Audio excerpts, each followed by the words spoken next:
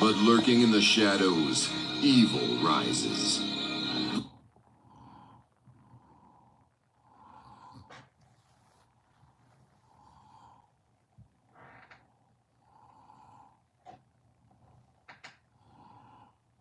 Obscurity of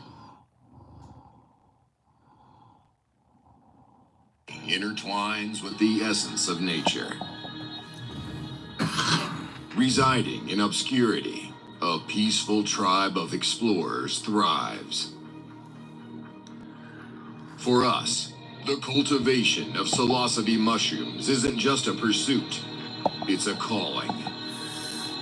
When we reach into nature's bounty, we are not just growing mushrooms, we are nurturing dreams.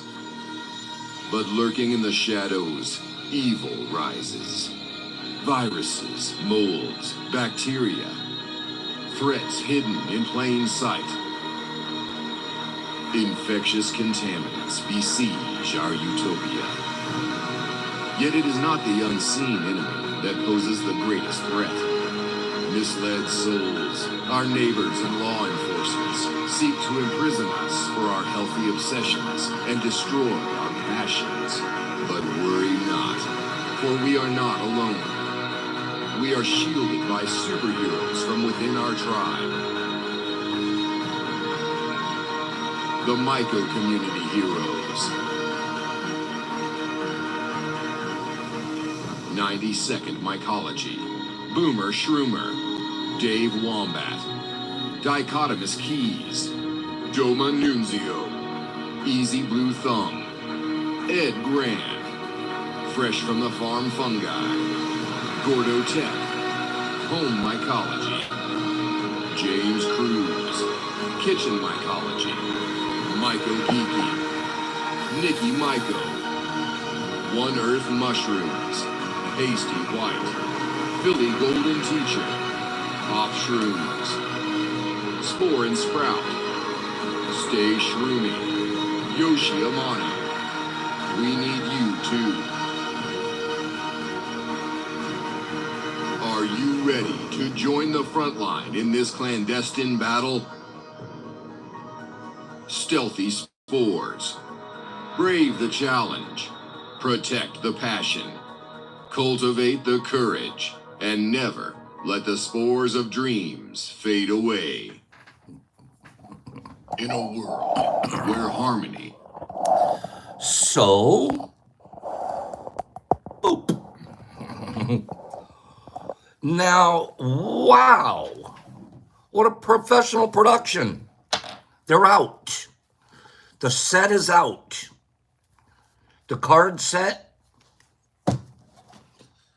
He's got all kinds of fascinating information in the set. When was the last time I did a commercial 4 minutes for somebody else? 5 minutes. The last time I was so impressed by somebody that put so much effort into driving forward a mycology message in such a creative format. Incredibly creative. I have a nephew, the Magic the Gathering guy. I'm sending him a deck. I can't wait. He doesn't know I'm in it. He doesn't know I'm in it. He's going to be going through the deck and there Pops will be. So it'll be kind of fun. Tomorrow here on the show, at the end of the show, we're going to give a deck away. We're going to give a deck. Right, Higgs? What a great job by Stealthy Spores. Great job. And it's honestly, it's not even because I'm in it, even though that's cool. It's the concept. It's the idea of it. It's so incredibly creative. And anybody that's ever played Dungeons and Dragons before, anybody ever played any of our role-playing games, RPGs, I'm going to admit I have a die boner as soon as I touched this. It comes in the box. It's part of the game. I was like, boop! I haven't touched a 20-sided die in forever. Like, I'm so excited about my 20-sided die. Makes me want to go down to one of those game shows and buy like all the different sides. You remember back in the day, you had the pyramid shape, you had 100-sided, you had the 10-side, you had the 20-side, you had the standard 6-0, right? Remember that? So guess what we're going to use today? Give me a number. You can only do one. Put one on your line. One number. Between 1 and 20. Go. 1 and 20, one number. Go. Okay. I see somebody had it right, but I can't count them. We're going to go with Mike Barabal. Jesus Christ actually had it first, but we know we never send him anything. Poor guy. Mike Barabal said 18, and by golly, by ball, it sure was. Mike Barabal, I need you to send me your address. And when you send me your address, I'll turn around and I'll send you a gram. A gram of our shroom concentrate. Okay? A gram. So, Mike Barabal, I need your address. We'll send you a gram. People are going, gram, big deal. Oh, yeah? Have you checked with any of the people? Excuse me for a moment. I need to wash my, shine my glasses. We just started sending out the shroom concentrate last week. So some people have got their hands on it in the last couple of days, I'd say 2 or 3 days. And I've been getting, the last 3 or 4 days, 2 days, reviews. I think we might have put out one of the best things that we've ever done. Use it very carefully. People think, oh, it's so small. It's a concentrate. Okay? Big Mike, see, there's some of you that have tried it already, and I'm proud to say, you know that we tried some sending out sugar cubes recently. Not so good. People are like, weak. That was a really weakie. It's like, you don't know. Concentrate. Strong. Okay? But be careful with it. Back to the Stealthy Spore for one more moment. Stealthy Spore, the card, the deck, is now on the website, to the DetroitMushLab.net. We aren't actually selling the card. We have a link there where you could go to his site. So we can link you to the sites from our site, or you go straight to his site, which is stealthyspores.com. Here's the final thought about these cards. Not final, because you'll see us playing with them here. Once I figure out how to play the game. He sent a deck. I've got rules. I've got a. CCS is still working on the link, so it'll be there soon. Now, in the deck, my deck, because, well, all the decks, he put hero cards. I've noticed that some of you here have said, gee, I'd like to have a hero card. I sure would like to have a hero card. You too can have a hero card. It's part of his customized. This is, I think, the ultimate in his creativity. Stealthy. He was like, if you too want a hero card, available on his site. They're available on his site. All you have to do is send him in. He explains it. You're going to send him your picture. You're going to send him a description. And he's going to make cards for you. And then when you're playing, boop, you stick it in the deck. So what do you think if like, hey, I want to be on one of them? You know, it costs me a lot of money to be a hero here. So if it costs you a couple of dollars to get a hero card, it might just be worth it. Because guess what you're doing with the money? You're seeding the spore, the cards. I bet he'll buy more. If we sell him some, if we buy some from him, I bet he'll print more. No, I would. I'd print more. I'd like, oh, my first printing, that one, well. And I'd probably buy more. What would that mean? What would that mean? That would mean more people would be hearing about mushrooms. Stealthy Sport just said it definitely almost back into production. Stealthy, I didn't even know you were here this morning. Okay. I'll charge you for the commercial later. No, I'm kidding. I'm proud of you and thank you for what you're doing. This is a class act. Class act. So thank you. Today we were going to start our liquid culture media. And then about 3 or 4 people in the last 2 days have written to me and said, Pops, can we wait? I have to still get some of my ingredients together. I said, yes. Tomorrow we'll do it. I also had told people here that I would publish on my IG page a list of different recipes that you can use to start your liquid culture media. I didn't do that. I forgot all about it until just this morning. And I was going, okay, so let's look at this very quickly. 1 second. I'm gonna take snapshots of this and send it to you. Those of you that don't have this $1 million book, okay?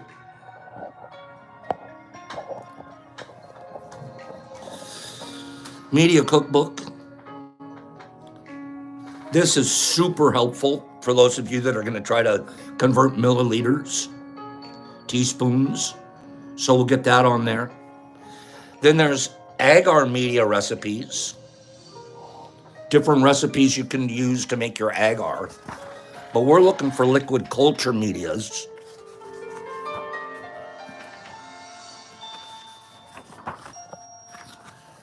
Right here. Liquid media recipes. And these are your 5 basics. You can use those. And we'll send you we'll post what those ingredients, excuse me. We will post what those ingredients are. Most of them you have in your home, believe it or not. Or they're easily, quickly available. You'll have it all together. And if, again, the simplest one of these, honey. One of these, corn syrup, light Karo corn syrup. And then I told you about the one that we like to use, which is the Outgrow powder. So, tomorrow morning we'll be more prepared. I also have a confession to make. Confession, because it's good for my soul. I wasn't really ready. I pulled out. I have, and you may think about doing this yourself. To make your liquid cultures, basically what you're going to do is you're going to boil water, distilled water. We start with 1,000 milliliter parts.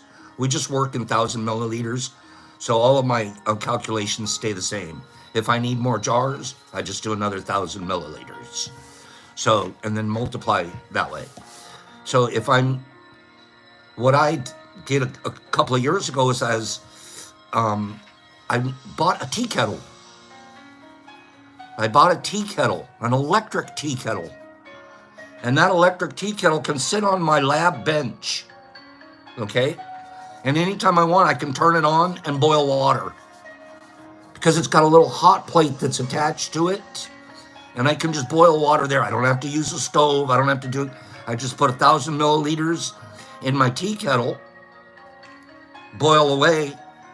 I'll add my powder to that, stir it as it's boiling, and I've just made my liquid media culture. So this morning I thought, okay, let me get out my teapot because I'm going to, get started here today. And we decided we're not going to use that this morning. How embarrassing would that be? Last time using, did you clean it, Pops? Or Brock? I'll take the blame. So it would have been easier if I'd have cleaned it after I used it last time. So that's another reason we're not doing liquid culture this morning. CCS, I did not make my bed. So that's the little guy I use on a hot plate. Yeah, can you use a a pan with boiling water? Yes. Yes. Okay. Yes. Yes. Could I? Yes. Do I want to? No. Okay, so we'll clean that up. Vinegar and water, Herbie tells me. We're going to clean that up. We'll get ready to do our liquid culture media together here tomorrow. Whiskey, stop laughing at me. Okay. I'm not taking it personal. So, that's one area that you know you might want to keep clean. Freaking pops, I'm going to Oregon this weekend. We're going to Oregon. Our little lab situation in Oregon continues to flourish. Why Oregon, Pops? There's a lot less risk there, isn't there? And especially if you buy your flights a couple weeks in advance, they're not as expensive. So, if you're really like going in the direction that I'm going, I'm not moving. We're waiting for Michigan to mature, right? Michigan's going to catch up. But what do I have to do in the meantime? What do I have to do? What did Muhammad do? Did the mountain come to Muhammad or did Muhammad go to the mountain? We know the answer. 74 people here, 41 likes. Just calling your attention to it.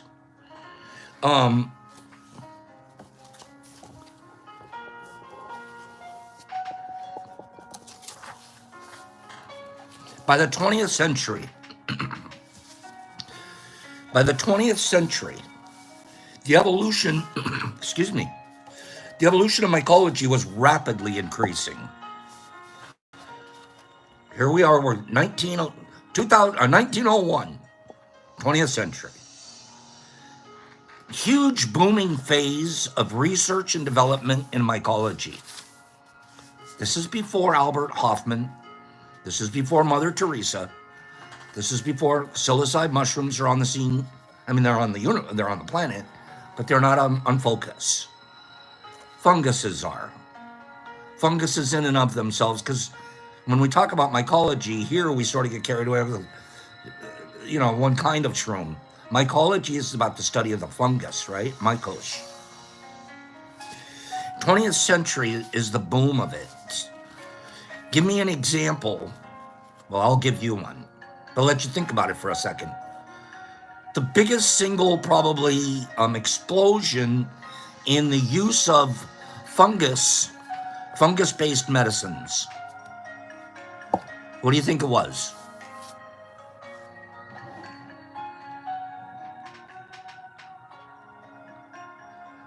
What do you think it was? Catzilla, you've got it correct.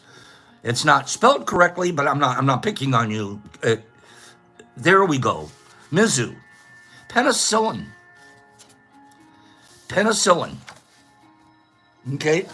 In parallel with the Industrial Revolution, early 20th century, this early era of the mycological revolution set the stage for unprecedented human-fungal relations that are still being defined today. In 1919, the pharmaceutical company, I hate them, Big Pharma, Pfizer, developed practices for mass producing citric acid by growing Aspergillus niger in large vats of sugar water. Does that sound anything like a liquid culture jar to you?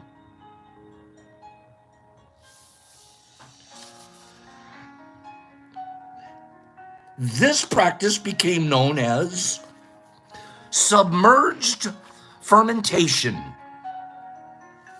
After the discovery of penicillin by Alexander Fleming in 1928, this same liquid-based practice was used to mass produce a wide variety of, fungal medicines and economically important enzymes. At the same time, Mycological heavy hitters like Alexander Smith and Arthur Buller were actively revisiting fungal biological models and the taxonomic schemes. They're starting to realize that they're not either an animal or a plant. They need to be recategorized in a taxonomical sense.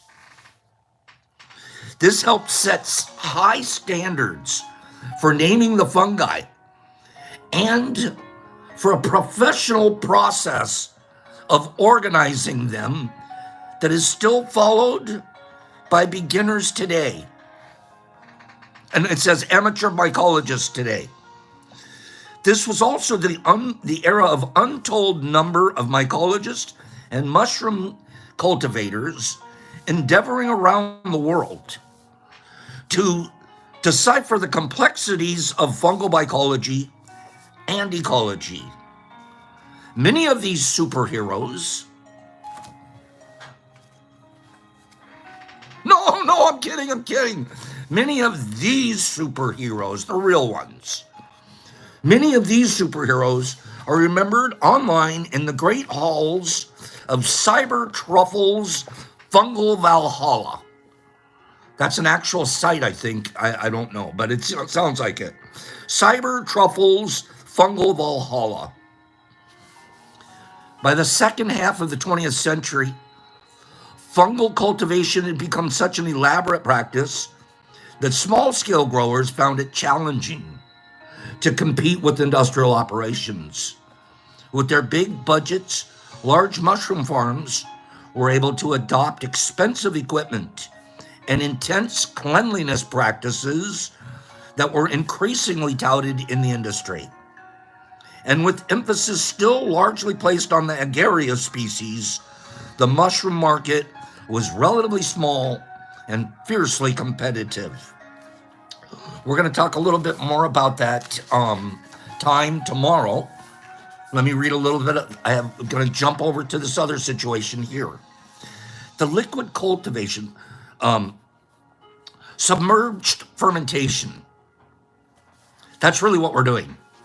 I like that term. Our liquid culture is submerged and it's fermenting.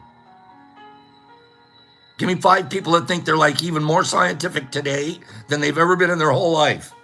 I do submerged fermentation practices in my home lab. Submerged fermentation? What are you talking about? Oh yeah, I got a jar with stuff in it. It's brilliant, right? I love it.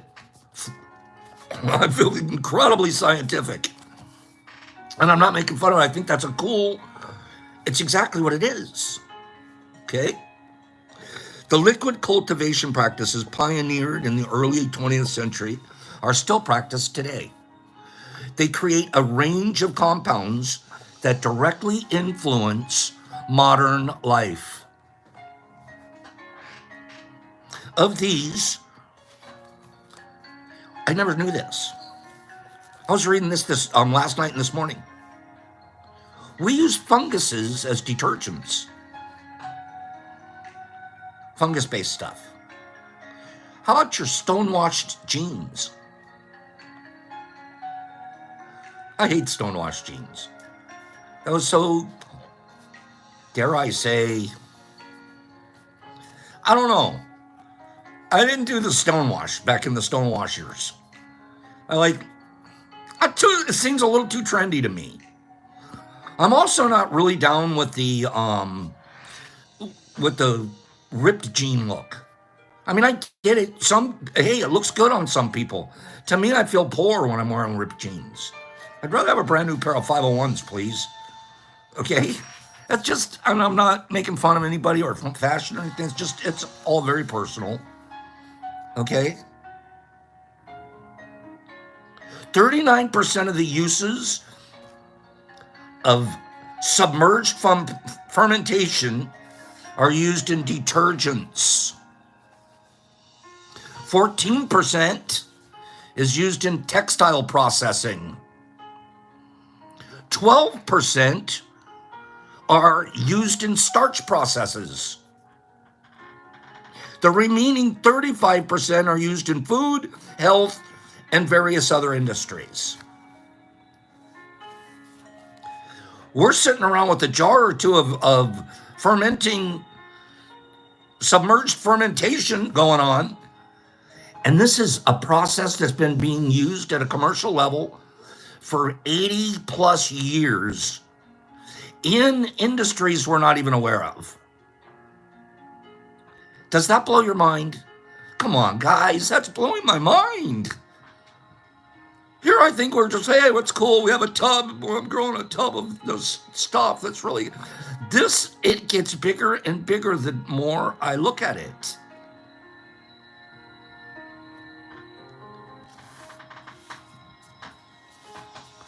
In the textile industry, fungal cellulases are used to remove loose clothing fibers and create stone-washed denim. Trichoderma, the enemy. Trichoderma rhesus produces, so the reishi shroom, the trichoderma from the reishi shroom. You would think, the trichoderma from the reishi produces up to 40 grams of cellulose per liter of culture medium. They're using the cellulose and creating things from the cellulose. This is what you see in the mushroom molds. And I don't mean mold. I mean forms.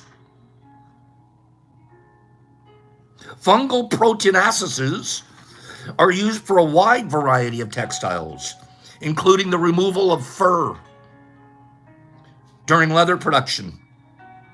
And when clothing becomes soiled, fungal proteinaceases, lipases, amylases, and cellulases are used to brighten clothes by removing broken fibers that scatter light and dull the cloth's color. I get it. When I want my shirt to be red again, I put it in there. It's scrubbing it, removing loose fibers and saying you can go back and look at. That's why I guess after a while things thin down and I gotta be honest. It just now hit me. And I don't mean to be rude. I've often wondered, why do the bottom of my underwear wear out so fast? Inordinately fast. Like, how does it thin? I think I know why now. You put those in the laundry, scrub it away. Scrub a diddy dub. Yeah. Loosen, get rid of the dirty fibers. After a while, there's none left. You ever put something in the washing machine, you take it out, how'd it get a hole in it? Fungus is in there scrubbing away. Whiskey, that's when they're most comfortable.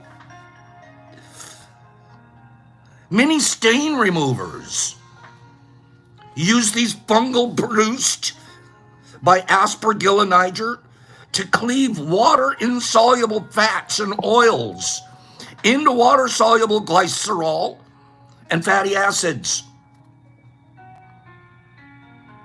Stain remover. I got it. Just rub a mushroom on it.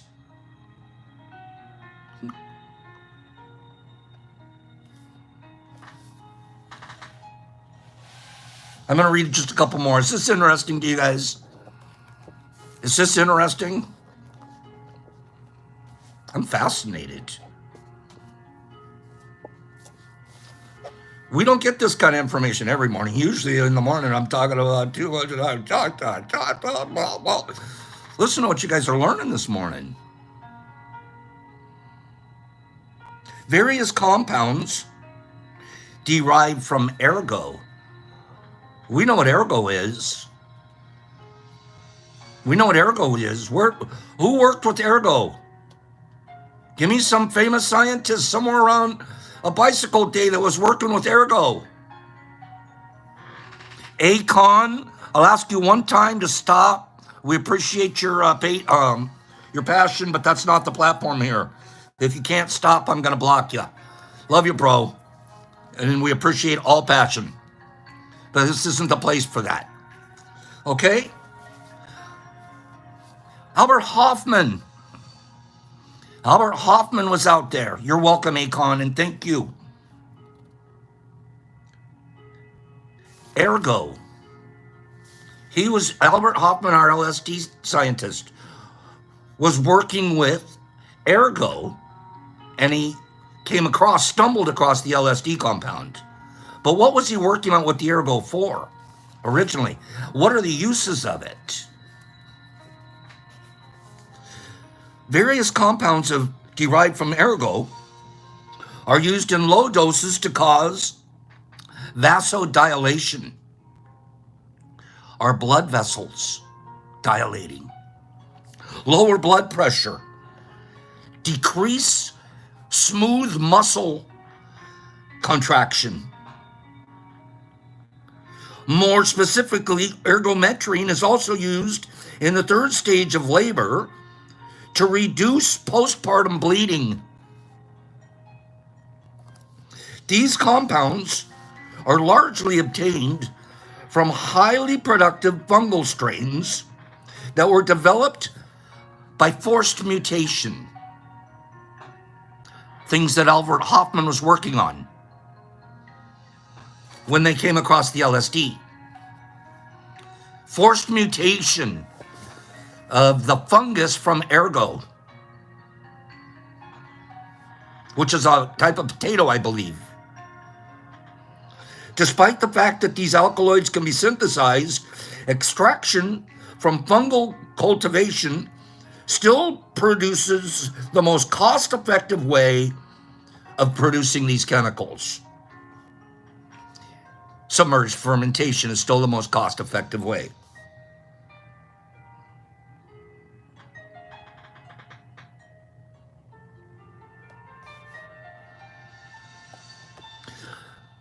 Apart from the more commonly recognized forms of fungal food production, such as beer, bread, and fermented foods, mushroom cultivation has influenced the food industry in many ways. Good morning, Big Al.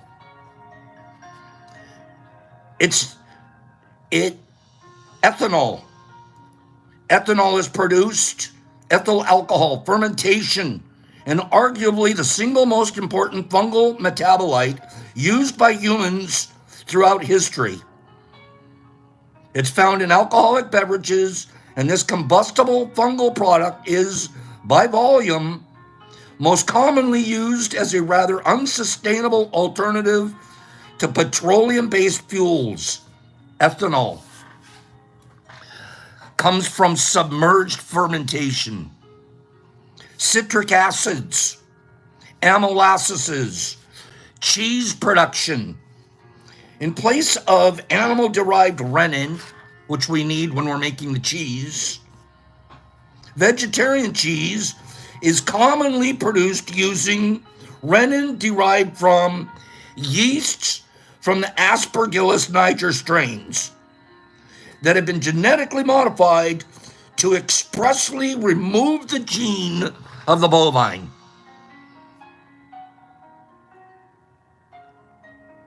Because of our fungal abilities, we can now make vegetarian cheese. That's mind-blowing. Brewing, of course. Fruit and wine conditioning, of course. Baking. All of these things because of yeasts and things like that. I'm going to read one more chapter. Because this is where you guys are. This is where we are. We are literally these people. We can do at home what we're talking about here.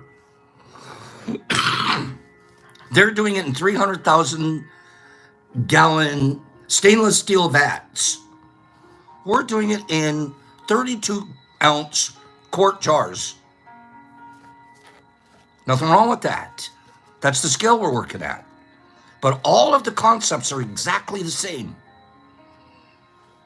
Many of the above compounds are produced using liquid cultivation processes similar to those described in Chapter 8, which are the ones we're doing starting tomorrow.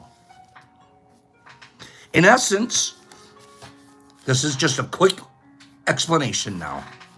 In essence, the fungus is grown in a simple broth containing sugars, minerals, and a nitrogen source.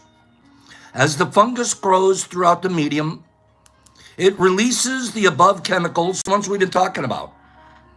All of these different industries can get different chemicals out of the release of the metabolites into the liquids. It releases the above chemicals into the liquids. Afterward, the fungus is filtered out and the chemicals are extracted from the liquid using relatively simple chemistry techniques. Extraction. We'll discuss that next week. The broth may also be concentrated. We're going to do that, as it is described in Chapter 7. Or the enzymes may be precipitated, as detailed in Chapter 10. So we've got a lot of work to do. We're going to be in Chapter 10. We're going to be in Chapter 8. We're going to be in Chapter 7, working with our liquid culture, otherwise known as submerged fermentation process. Sound good, you guys? Give me 5. Give me 5 that are like, this is going to be great. We're learning. This is good stuff. Quickly, I want to, what the heck happened? How did my finger get dirty?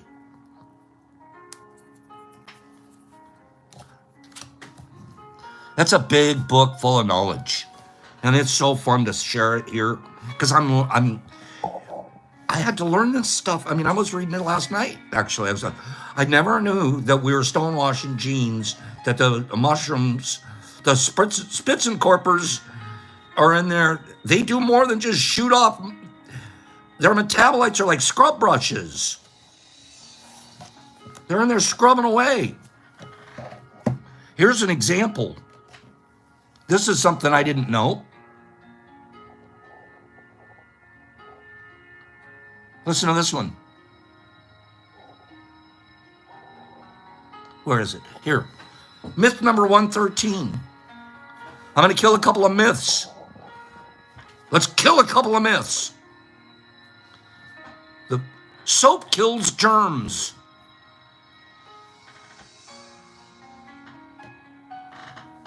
Myth. Let's kill it.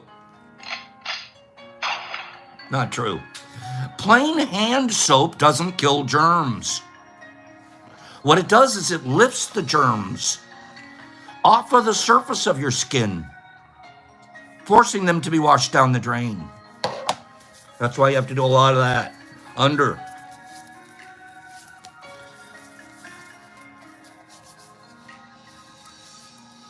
Some people say it takes 2 minutes to wash your hands.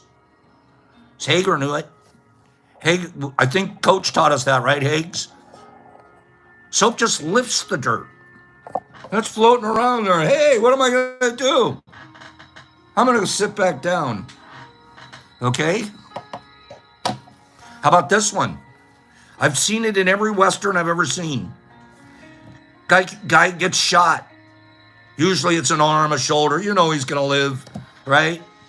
But he's got to bite the bullet, or usually some kind of a stick, and they're going to dig the bullet out. And I'm watching like this. I can't stand those scenes. I cannot stand the dig the bullet out scene. It gives me PTSD of the time I had to dig mine out. Okay? Further story. I can't stand those. Like, oh my God, that reminds me of when. Every one of those. Every time, what do? They get the old whiskey bottle after it's been dug out. Of course, you're doing it like I did without a painkiller. It's a true story. Oh, geez. One was a through and through, so I didn't have to dig it out. The other one, boop, stayed in there, hit a shin bone. And I'm like, this one's going to take some work. Whiskey carries a tourniquet with them everywhere. I used to, back when I was in the game.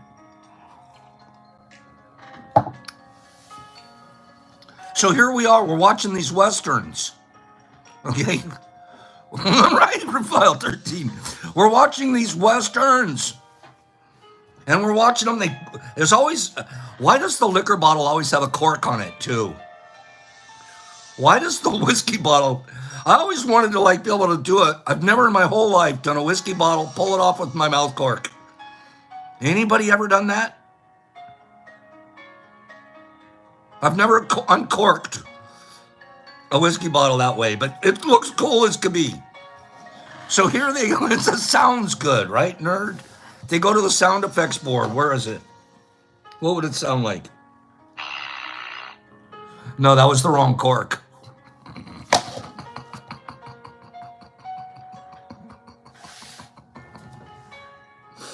Time out. You don't deserve to talk for 1 minute, Pops. You're a bad man. Okay? You're a bad person.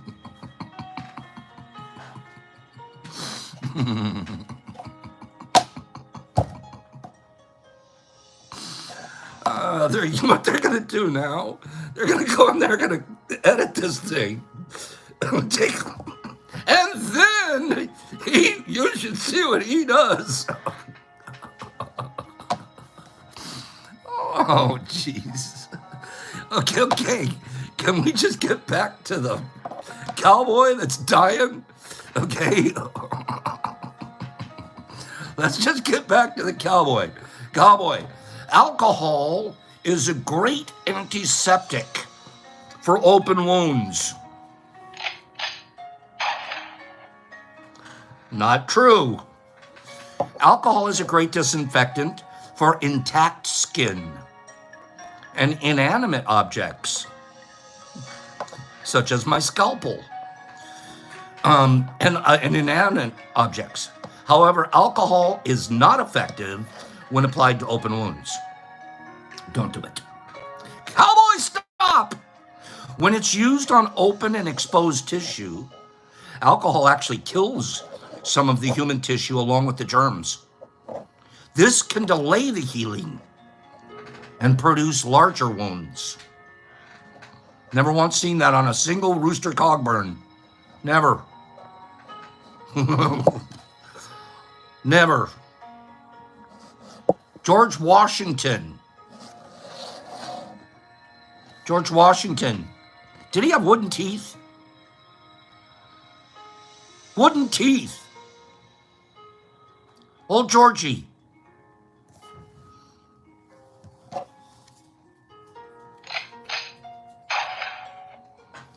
That would be a no. George Washington lost his teeth in his 20s. However, his dentures weren't made out of wood. He had 4 sets of dentures. They were made from gold.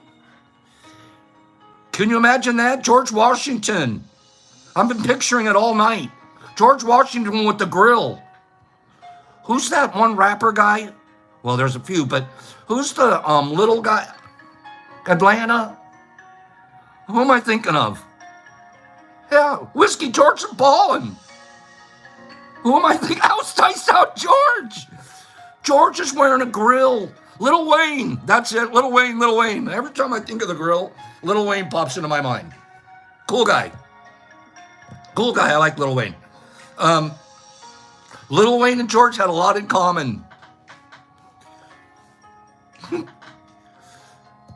He only wore the gold ones at important events. Other than that, he was wearing hippopotamus ivory.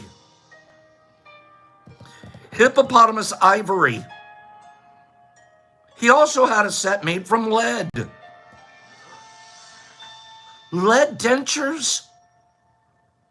They didn't know about lead paint and stuff yet. Lead? Lead dentures. I'm literally chewing with lead. I don't think they knew yet. Higgs, what was he doing with lead dentures? I think they were probably easy for, like, Paul Revere to make for him. They were probably, Paige is like, easy, Pops. Pewter. Why don't we make them out of pewter? Then he also had a set that were made from a mixture. He had a set, animal teeth, human teeth, mixed in. How you doing, baby? What? That's when you call it you don't smile, you snarl. First of all, I'm freaking out. I was good with the gold. I'm good with him having a rack. What do you call it? A grill? Hippopotamus ivory. I feel like they probably killed too many hippopotamuses just for their ivory. I'm already bothered by that. That was a safari just for their ivory. That sucked. Lead? And then now I'm going to wear your teeth in my mouth. Oh, and throw in a cat or dog, would you? Throw in a cat or a dog. Mix them all in. George. And here's our final one. And this one goes back to my childhood. Okay? Right, Whiskey? What a pretty smile you have, monster. Human VR. We discussed that this week already. I'm 91. But then I do a little bit of mushroom math and, the age becomes not relevant.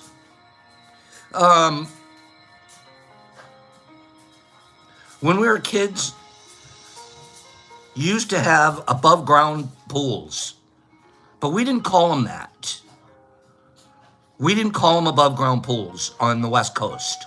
That's an East Coast or a Midwest. Above ground pool? What the hell is an above ground pool? When we were growing up, they were called doughboys. Do you guys remember a doughboy?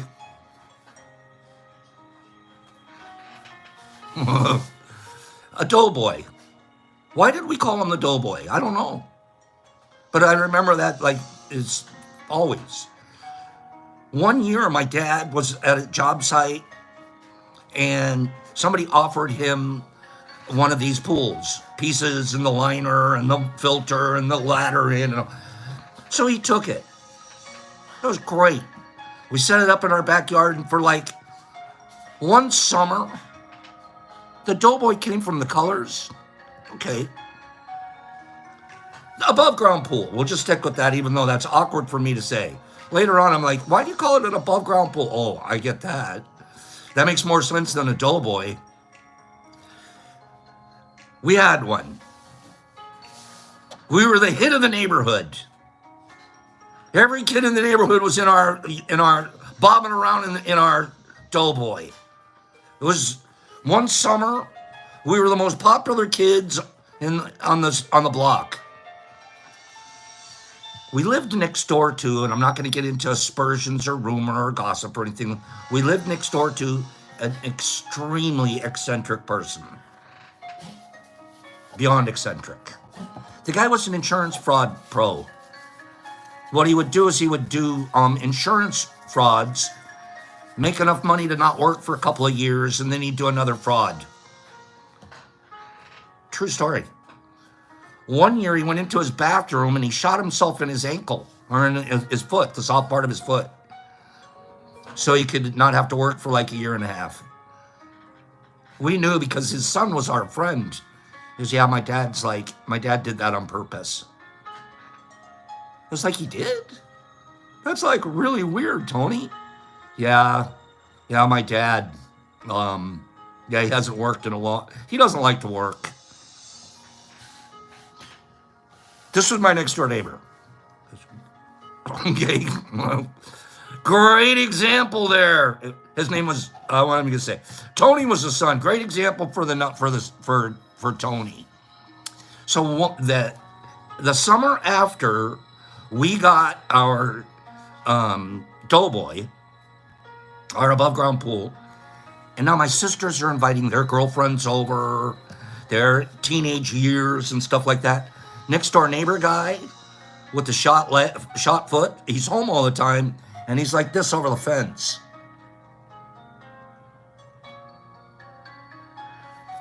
He's fascinated by what's going on in our backyard.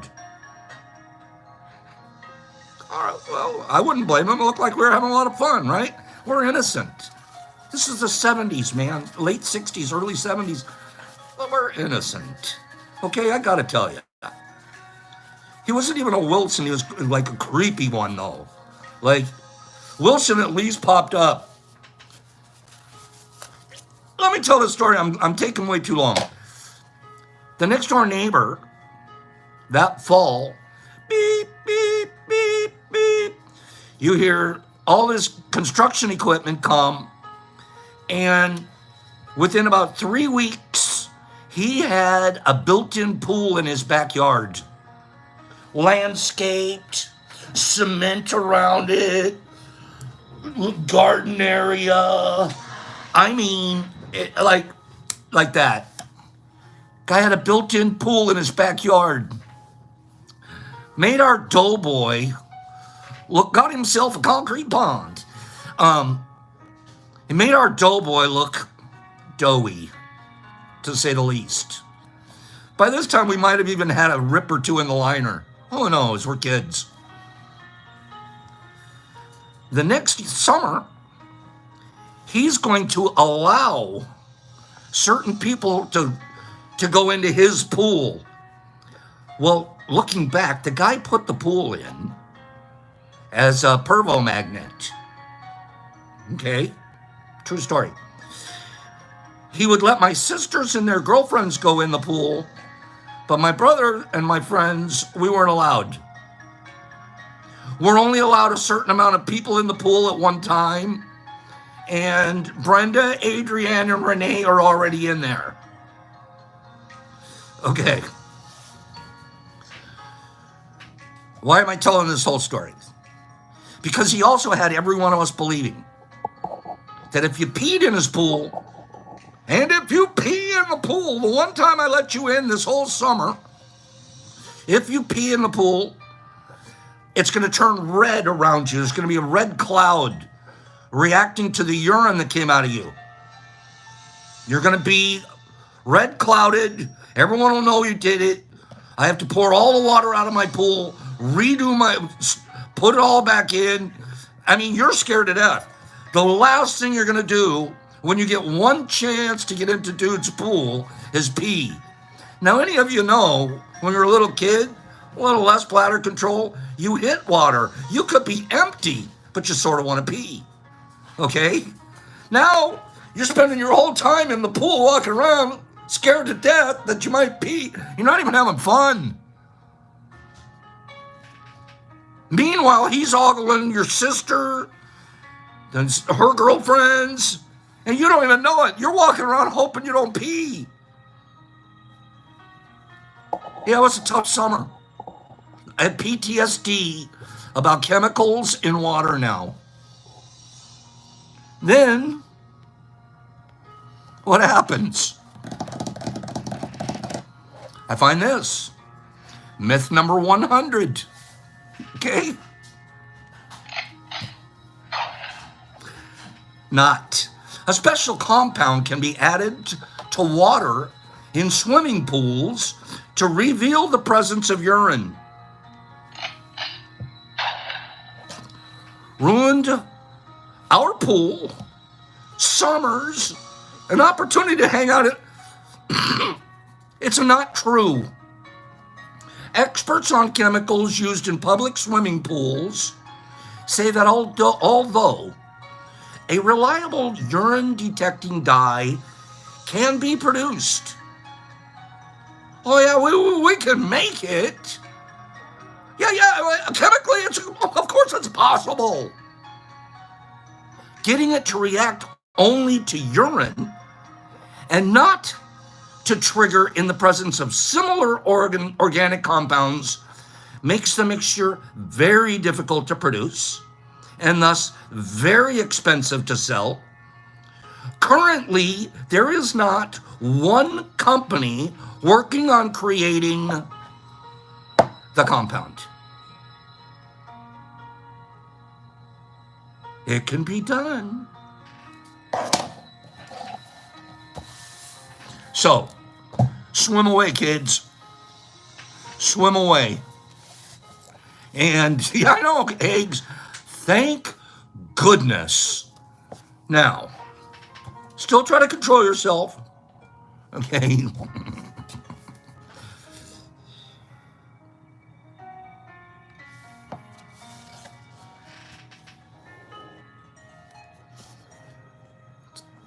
I'm going to give you an example of making assumptions.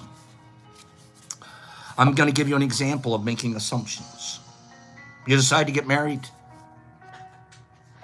You make the assumption that your partner sees marriage the same way you do.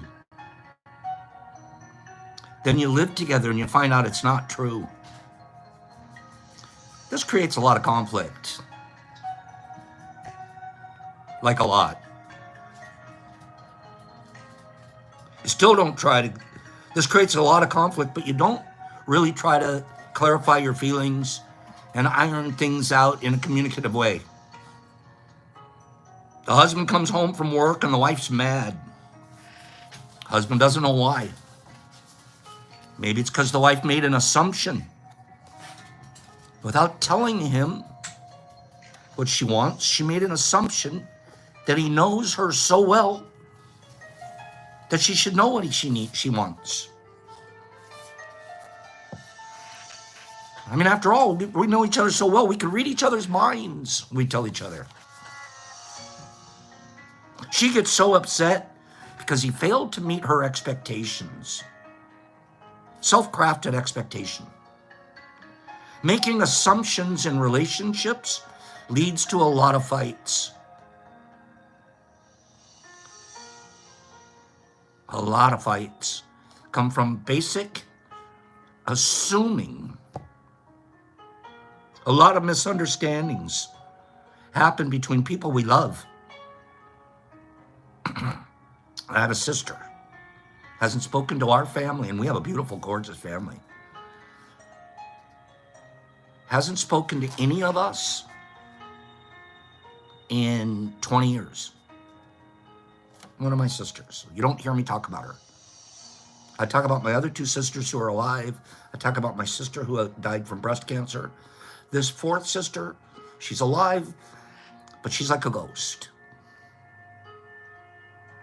And it's, when you want to dwell on it, it could be painful if you choose to, but then you also say, that's choices people are making. Here's what happened. Here's what happened. An assumption. My sister made assumptions. She developed an expectation. We didn't meet it. And when I say we, I'm going to say I didn't meet it. And as a result, her response was to cut me off.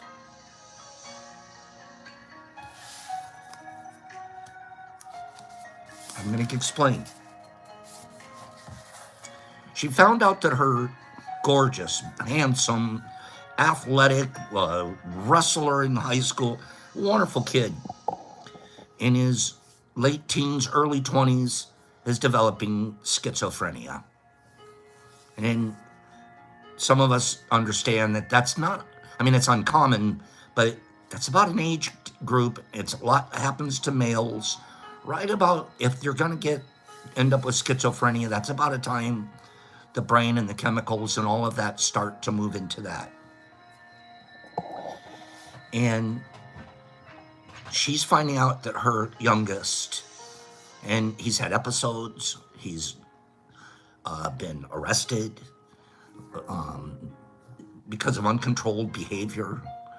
He's on medicines that he's not taking. This is going on in her personal life.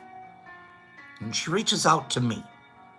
And when I say me, I'm only using myself. She did it to everybody in my family. Okay? All of us. But I'll just talk about my part. So this is 20 years ago. She reaches out to me and she tells me, and she details a lot of what's going on. And she goes, I need your support. I said, you absolutely, you're my sis. You have all the support. And he's my nephew. I love this kid. I've loved him since birth. What can I do? And we're living states apart. I'm in California. She's in another state altogether. I go, tell me what I can do. Can I call him? No. Can I write a letter to him? No. We don't want him to have internet. Can I send? No. This went on for about a week. I'd get another phone call. I just need your support. You have my support emotionally, spiritually. You have my support. What can I possibly do? I'm going to ask you, sis, please. At this point, I'm saying, I see that I'm not meeting your needs. Will you please be specific? I asked this. Be specific. Tell me exactly, to some degree, what I can do that I'm not doing. Because whatever it is I want to do, then I'll rent an airplane. What is it that I can do that you're expecting from me? The last time I've ever spoken to my sister, she told me, you should know. Click. Emails, phone calls, stuff not answered. Gifts sent, returned to sender. And I'm not playing the victim here. I'm not. This is truly what happened from my perspective. I'm begging for somebody to be specific to me so I can be a more effective, caring person. And they couldn't be. She didn't know. She didn't know what she needed. She didn't know how to put it in words. She just knows she needed. And I'm telling you, I know you need. I get it. I'm here. But then, you draw the line. She drew a line on us. She did virtually the same thing to every one of my other sisters and brother. I need you, what? What can we do? I don't know. You just have to figure out what you could do to help me. It's going to be very hard to help someone that answers you. Figure out how to help me. But what was most important part is she assumed I knew or had an expectation I should know. And from there, I literally don't have a sister anymore. Biologically, yes.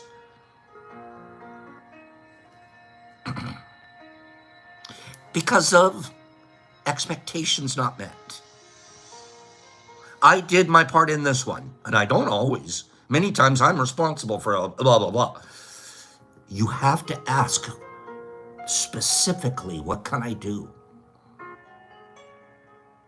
What can I specifically do? And if you can't, I can't. If you can't help me help you. Don't have an expectation or an assumption that I know. I don't. I'm willing. I'm able. I'm capable. I can send you any resource I have. Which one do you want? Am I supposed to send them all and you just get to sort through them? Oh, that's the one I was looking for. The real world doesn't work that way. So that's a personal example of when an expectation or an assumption was made that created so much drama that a relationship doesn't even exist anymore.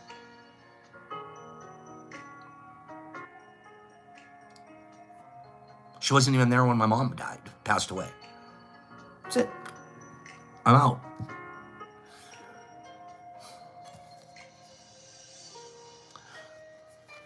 I'm coming to this concept of don't take things personal and don't assume from a real,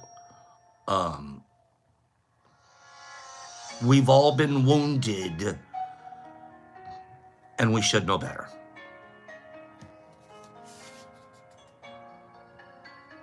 It's interesting how the human mind's, I'm going to be done here in 1 minute. And I didn't tell that story for pity on me. Honestly, I'm like, I've removed myself. Like, I can't even believe it how she's just a ghost. She's a really super sweet sister. But it was, I have no expectation of ever having another conversation with her. And that's what has gone on. And again, I didn't tell this story for anything reflected on me. I use it as an example of how dangerous making expectations are, having expectations. I would venture to say about 50% of divorces are due to expectations not met. Usually there were expectations not properly communicated.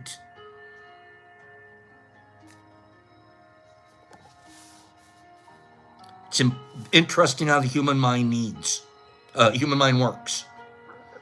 We have the need to justify everything, to explain and understand everything in order to feel safe. We have millions of questions that need answers because there are so many things that the reasoning mind can't explain. It is not important if the answer is correct, just if it makes us feel safe. That's why we make assumptions. It didn't matter. If she was just wanting to feel safe. Sis was just wanting to feel safe.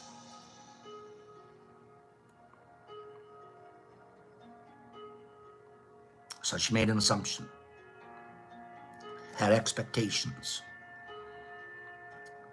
and she lost every familial relationship she had.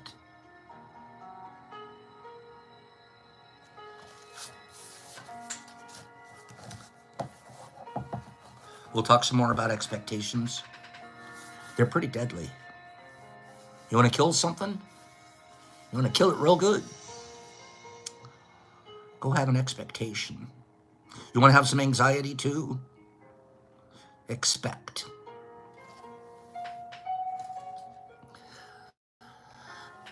You guys good? We all good out there? What an expectation and an assumption is, super simple, especially for anybody that's a good alcoholic, us good ickers. We turn our expectations into resentments super fast. They turn into, the resentment doesn't start. You don't start with the resentment. Resentment's the development of the expectation, of the assumption. And then all of a sudden, now you're in resentment land. Next thing you know, now you're in bitter land. Next thing you know, you're in I can't forgive you land. Next thing you know, you're in I'll never speak to you for the next 20 years.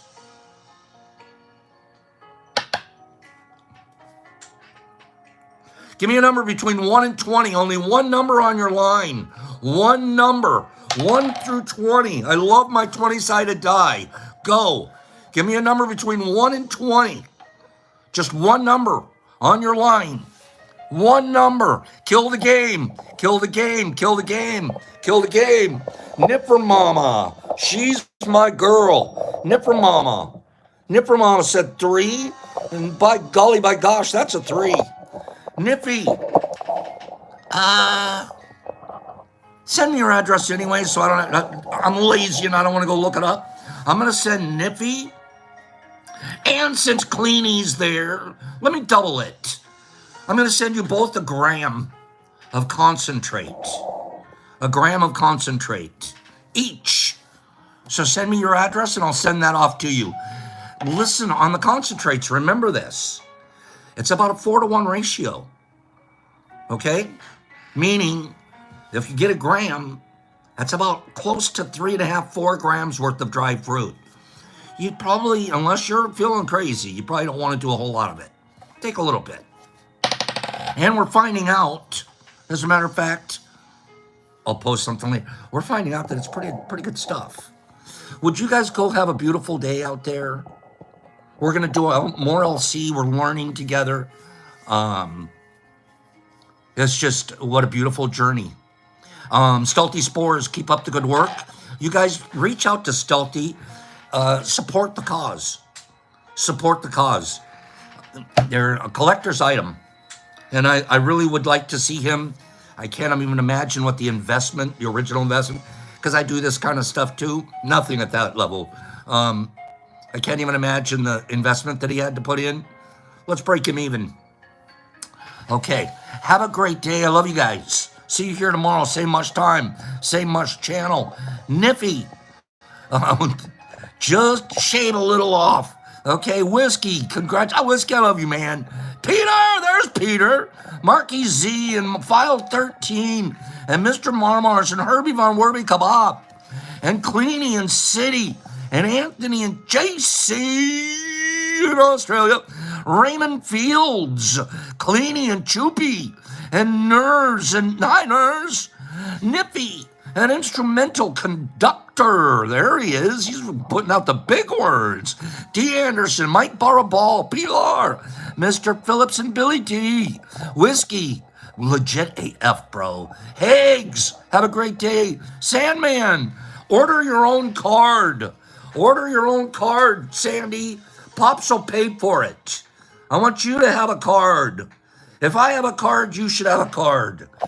Order a card, Sandy, and Pops will pay for it. My gift. Nippy and Paige and Marmars and Tino and Jimmy Max and Deborah Pearl and Summer Wheat and Anthony, thank you. And Slingy and Mike Barabal and Ghastly, he's not that gruesome. Jackie, Kitty Cat, Big Al, there you are, I love you, bro. Michael Shanti, Jay Hurst, all the way from Michigan. We're next door neighbors. Nerdy, 5280.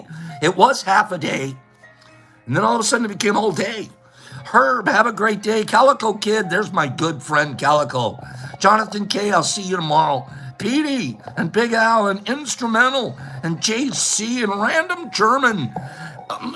It's better than a specific German, right? JC Whiskey. Justin, he's okay, Midrosie. He's okay. Stuart, Mr. Marmars. Nurs, yeah, he needs a card. He needs a card. That's a done deal. Okay, I should almost take up a collection for him. Jesus Christ, thank you, Random. Hearts to you. Catzilla File 13. Peter, Jolie, love you. Hattie, Tino. It's a not Magic the Gathering. It's called Stealthy Spores. Stealthy Spores. Check it out on our site. Timmy Turner, Nersey, Carl, Timmy, Jimmy, Kimmy, GZ, Nerdy, Marky, as in Marcus, Tino, and Random. Wait, but why? But why a random German? Nine. Have a good day. Have a good day, Random. Pops, peace, love, out.